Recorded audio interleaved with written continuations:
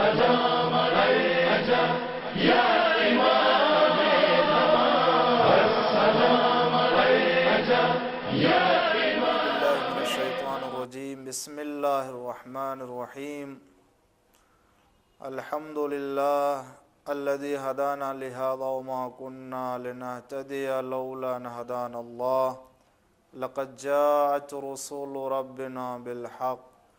والصلاة والسلام والتحیۃ والاکرام علی البشیر النذیر السراج المنیر، حبیب الہ العالمین ابی القاسم محمد وعلی آلہ طیبین الطاہرین المعصومین المظلومین المنتخبین المنتجبین الغر المیامین، واللعن الدائم علی اعدائہم اجمعین من الآن الی قیام یوم الدین۔ بسم اللہ الرحمن الرحیم۔ اللہم کل ولیک الحجۃ ابن الحسن صلواتک علیہ وعلی آبائہ فی ہذہ الساعۃ وفی کل ساعہ، ولیا وحافظا وقائدا وناصرا ودلیلا وعینا، حتی تسکنہ عرضک طوعا وتمتعہ فیہا طویلا۔ صلی علی محمد وآل محمد وعجل فرجہم۔ اما بعد، فقد قال اللہ الحکیم فی قرآن الکریم وقولہ الحق۔ بسم اللہ الرحمن الرحیم۔ قل ما یعبأ بکم ربی لولا دعاؤکم۔ پروردگار عالم اپنے حبیب سے ارشاد فرماتا ہے کہ میرے پیغمبر، ان سے کہہ دیجئے کہ اگر تمہاری دعائیں نہ ہوتی تو میرے پروردگار کو تمہاری کوئی پرواہ نہیں تھی۔ یعنی اگر خداوند عالم اس طرح سے اپنے حبیب سے ارشاد فرماتا ہے تو اس سے دعا کی اہمیت اور دعا کی عظمت کا اندازہ ہوتا ہے کہ بارگاہ پروردگار میں دعا کرنا خود اللہ تعالیٰ کو کتنا پسند ہے، کہ اگر تمہاری دعا نہ ہوتی تو دعا کرنے سے یقیناً ایک ادب اور ایک تعظیم اور احترام کا اظہار ہوتا ہے اور عقیدت کا بھی اظہار ہوتا ہے، اور اس سے یہ معلوم ہوتا ہے کہ دعا کرنے والے کو جس چیز کی ضرورت ہے وہ بارگاہ پروردگار میں اپنی ضرورت کو طلب کر رہا ہے، تو اپنی اسے نیاز مندی اور ضرورت مندی کا بھی احساس ہوتا ہے، اور خداوند عالم کی بارگاہ میں اس سے بڑھ کر کے اور کون سی عبادت اور کون سا عمل نیک کے اعتبار سے ہو سکتا ہے کہ بندہ اللہ کی بارگاہ میں اپنے آپ کو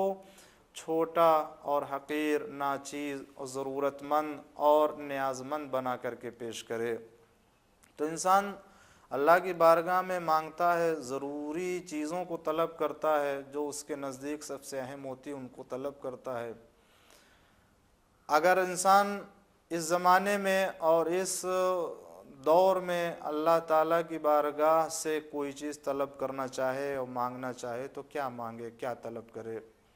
آپ کی خدمت میں جو بات عرض کرتا چلا رہا ہوں اور اس سلسلے کو آگے بڑھا رہا ہوں وہ یہ کہ انسان جب اپنی تمام ضرورتوں کی چیزوں کو طلب کر رہا ہے اللہ تعالیٰ سے، تو کیا یہ ہر انسان کی عقل نہیں کہتی کہ اللہ تعالیٰ سے اس چیز کو طلب کیا جائے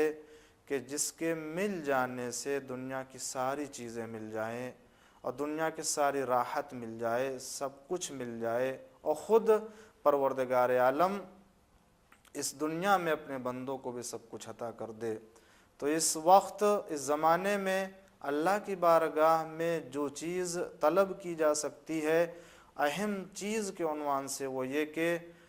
امام زمانہ عجل اللہ تعالی فرجہ الشریف کے ظہور کی تعجیل کی دعا ہے۔ وہ یہ کہ جب ہم ان کے ظہور کو طلب کریں گے اللہ تعالیٰ سے، تو جب اللہ تعالیٰ کے حکم سے امام کو ظہور ہو جائے گا تو دنیا کی تمام مسائل اور تمام مشکلات خود بخود برطرف ہو جائیں گے۔ کیوں؟ اس لیے کہ اللہ تعالیٰ نے ان کو ذخیرہ ہی اس لیے کیا ہے۔ وہ اس دنیا میں ہیں، دنیا قائم ہے ان کی وجہ سے، مگر جو اللہ کا وعدہ ہے کہ وہ پورے زمین کے اوپر عدل و انصاف کو قائم کرے گا، وہ اس لحاظ سے کہ جب وہ حقیقی صاحب عدل آئے گا، اس کے ہی بدست زمین کے اوپر ظلم و جور کو ختم کر کے عدل و انصاف کو قائم کرے گا۔ تو کیا فائدے ہیں دعا کرنے کے امام علیہ السلام کے ظہور کے لیے، ان فائدوں کو آپ کے سامنے بیان کرتا چلا آ رہا ہوں۔ آج اس سلسلے کو اس عنوان سے آگے بڑھاتے ہیں کہ جو شخص امام زمانہ علیہ السلام کے ظہور کی تعجیل کی دعا کرتا ہے، اس کا ایک فائدہ یہ بھی ہوتا ہے کہ وہ اس دنیا میں اپنے امام کی زیارت نصیب کرتا ہے اور اسے زیارت نصیب ہوتی ہے۔ اگر امام علیہ السلام کے ظہور کے لیے دعا کریں گے تو یقیناً اس دنیا میں ان کی زیارت سے مشرف ہوتے ہیں، امام کی ملاقات ہو سکتی ہے۔ اور اس طرح کے بہت سے واقعات، بہت سی روایتیں پائی جاتی ہیں کہ جنہوں نے امام علیہ السلام کا دیدار کیا ہے، امام سے ملاقات کی ہے، تو ایک فائدہ یہ ہے کہ امام علیہ السلام کے ظہور کے لیے دعا کریں گے تو یہ تو اللہ کی بارگاہ میں ہے، مگر اس کے بعد ہمیں یہ فائدہ ملے گا کہ ہم خود اپنے امام کی بارگاہ میں پہنچ سکیں گے، امام علیہ السلام کا دیدار حاصل کریں گے۔ اور اگر اس دنیا میں دیدار نہ ہو سکا تو اور بھی ہمارے یہاں ایسے روایتیں پائی جاتی ہیں کہ وہ شخص ضرور امام علیہ السلام کی خدمت میں پہنچے گا۔ تو اگر کوئی شخص دعا کرتا تو اس کا ایک فائدہ یہ ہے کہ وہ خود امام کا دیدار حاصل کرتا ہے۔ ممکن ہے یہ دیدار اس کو خواب میں ہو، ممکن ہے یہ دیدار عالم بیداری میں ہو، اس میں کوئی اعتراض نہیں ہے اور نہ ہی اس میں کوئی فرق، امام کا دیدار ہو سکتا ہے۔ کتنے لوگوں نے، اور ہمارے یہاں دعاؤں کی دنیا میں ایسی بہت سی دعا وارد ہوئی کہ اگر اس دعا کو پڑھتا رہے برابر تو روایت میں ہے کہ دعا کے پڑھنے کا اثر یہ ہوگا کہ وہ امام کی ملاقات کرے گا، امام سے ملے گا۔ یا اور بہت سی دعائیں ہیں، روایتیں پائی جاتی ہیں، فلاں ذکر کرنے اور فلاں ورد کرنے سے رسول اللہ صلی اللہ علیہ وآلہ وسلم کا دیدار کرے گا،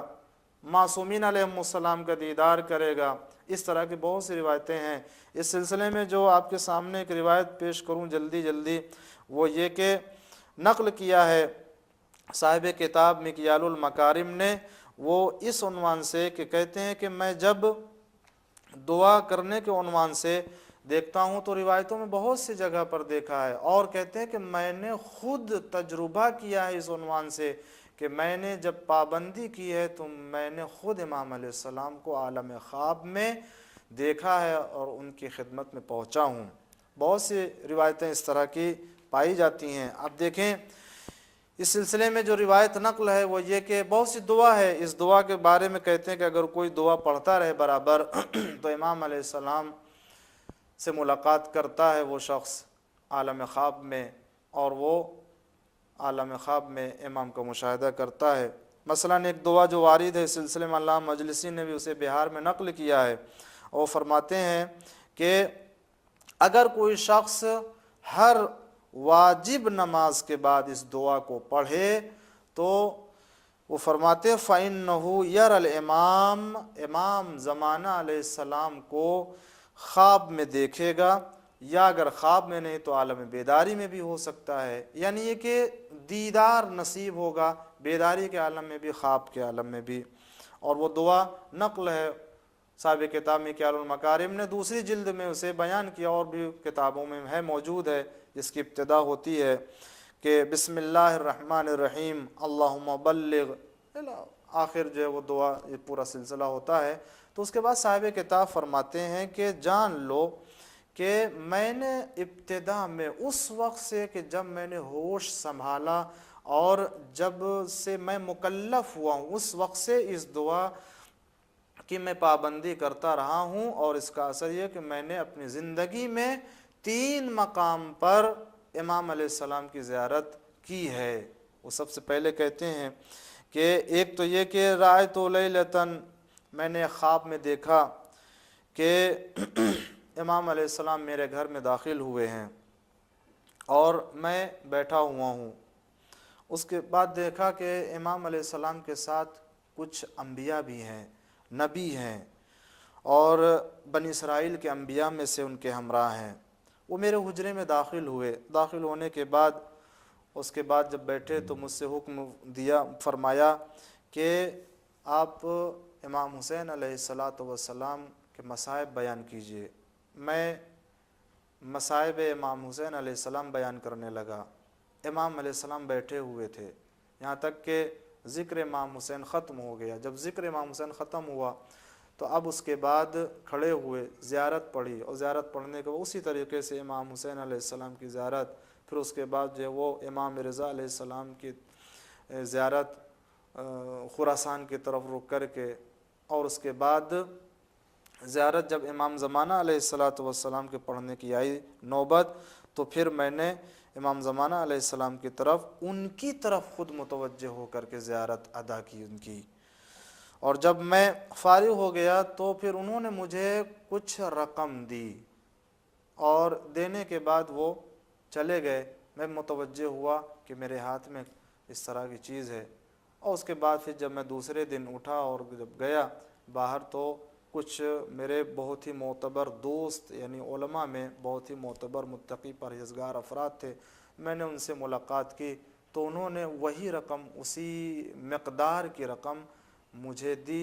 तो मुझे बिल्कुल यकीन हो गया कि ये जो रात में रकम मिलने वाली थी वो अपने इमाम और अपने हकीकी वारिस यानी इमाम ज़माना अज्जलल्लाहु ताला फ़रजहु शरीफ की जानिब से थी। तो उन्होंने ख़ुद अपना तजुर्बा बयान किया है कि अगर कोई शख्स दुआ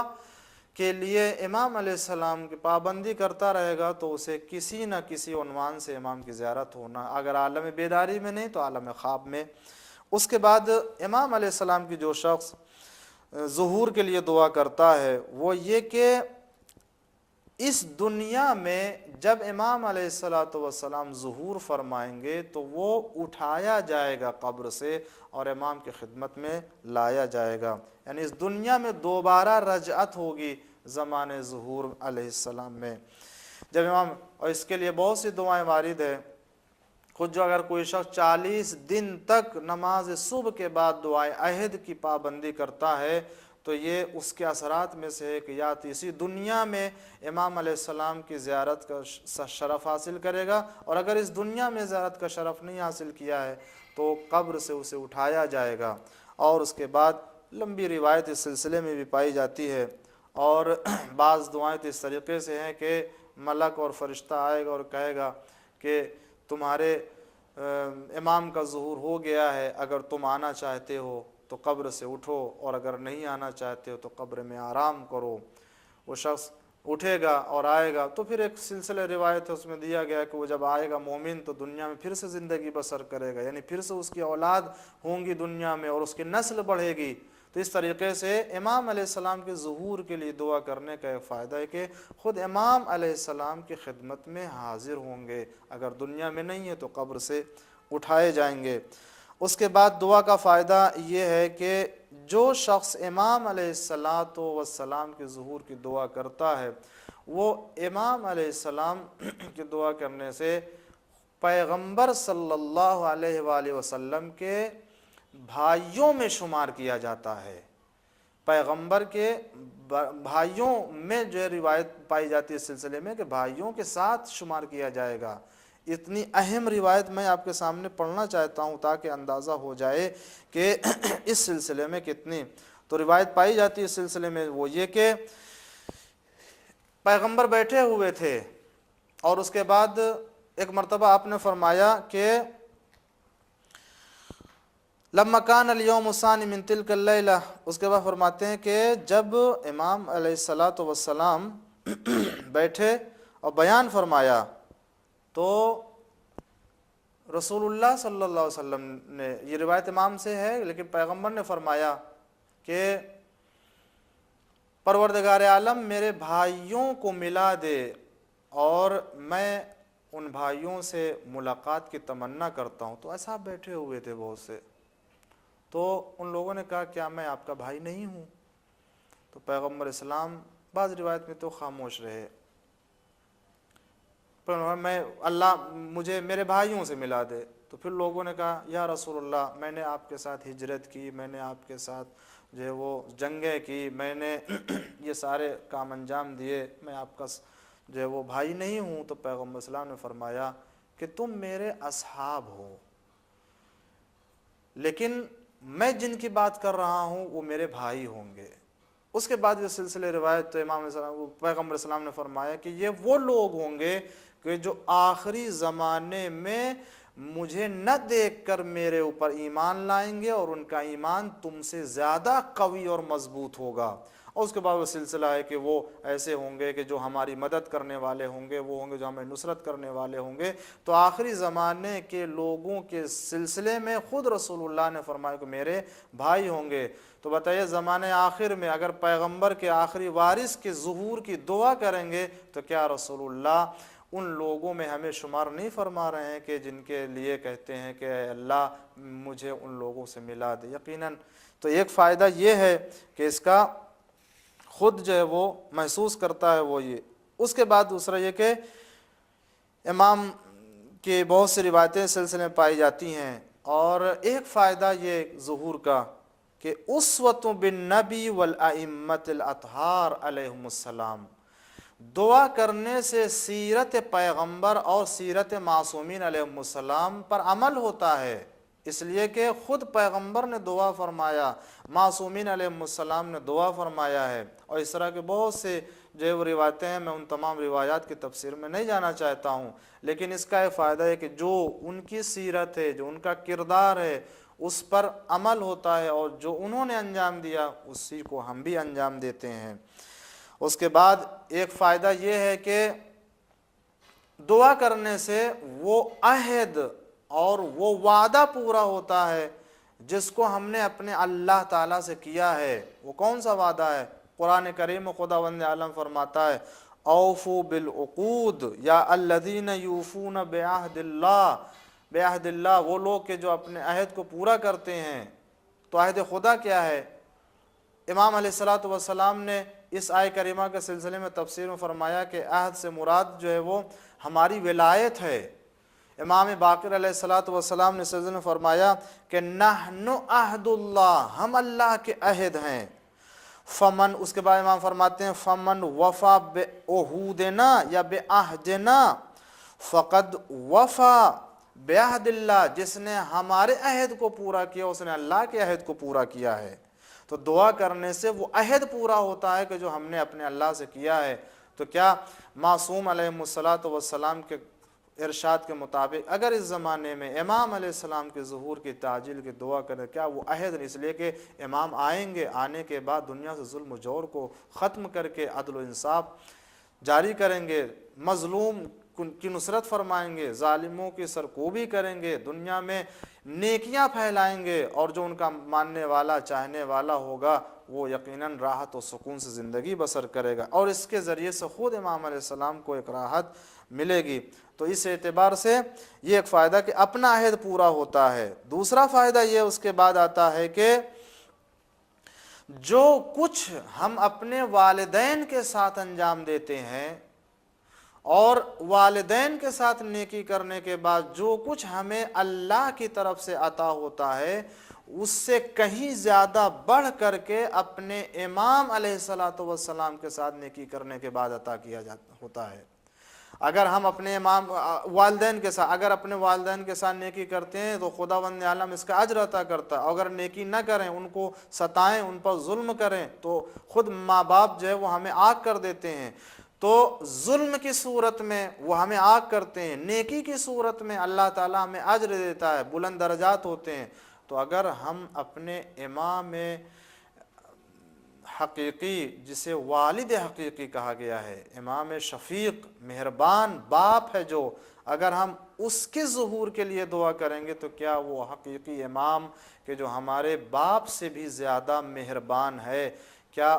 اس اعتبار سے اللہ تعالیٰ ہمیں نیکی نہیں عطا کرے گا؟ یقیناً اللہ تعالیٰ اس سلسلے میں عظیم نیکی اس سے بڑھ کر کے۔ تو ایک فائدہ ہے کہ جو بھی والدین کے ساتھ نیکی کرنے کا عمل ہوتا ہے اور کرنے کے بعد جو اجر حاصل ہوتا ہے، وہ اجر ہمیں امام علیہ السلام کے لیے ظہور کرنے سے بھی حاصل ہو سکتا ہے۔ اور اس کے بعد یہ سلسلہ آگے جب بڑھتا ہے تو اس عنوان سے کہ ایک فائدہ یہ کہ جو کچھ ہمیں اپنے رشتہ داروں سے صلہ رحم کرنے کی صورت میں ملتا ہے، وہی کچھ امام علیہ الصلوۃ والسلام کے ظہور کے لیے دعا کرنے کے بعد بھی ملے گا۔ اس لیے کہ یہ کیسے ہو سکتا ہے کہ ہم اپنے رشتہ داروں کے ساتھ صلہ رحم کریں اور صلہ رحم کے جو نیک اثرات اور اچھے اثرات ہیں وہ ہمیں ملیں، لیکن ہم امام علیہ الصلوۃ والسلام سے محبت رکھتے ہوئے اگر ان کے ظہور کی تعجیل کے لیے دعا کریں تو کیا یہ ایک صلہ رحم میں شمار نہیں کیا جائے گا؟ یقیناً صلہ رحم میں شمار کیا جائے گا، اور اس طریقے سے یقیناً اس کے اثرات بھی ہمارے لیے شامل حال ہوں گے۔ لہٰذا یہ تمام فائدے ہیں کہ جن کو اگر ہم دیکھیں، اس کی طرف ملاحظہ کریں اور ان کی طرف توجہ کریں تو یقیناً ہمارے اندر سے ایک توجہ ہوتی ہے کہ امام علیہ السلام کے لیے ظہور کی دعا کریں، تاکہ جب امام آ جائیں تو امام دنیا سے ظلم و جور کو ختم کر کے عدل و انصاف کو قائم کر دیں۔ آئیے ہم سب مل کر کے پھر دعا کریں، پروردگار بحق الزہرا بیہا وبعل وبنیہا والسر المستودع فیہا معبود، تیری بارگاہ میں سب سے عزیز دعا اور سب سے عظیم دعا ہے کہ تو اپنے آخری ولی کے ظہور میں تعجیل فرما، بحق محمد وآلہ الطاہرین، صلی اللہ علی محمد وآلہ۔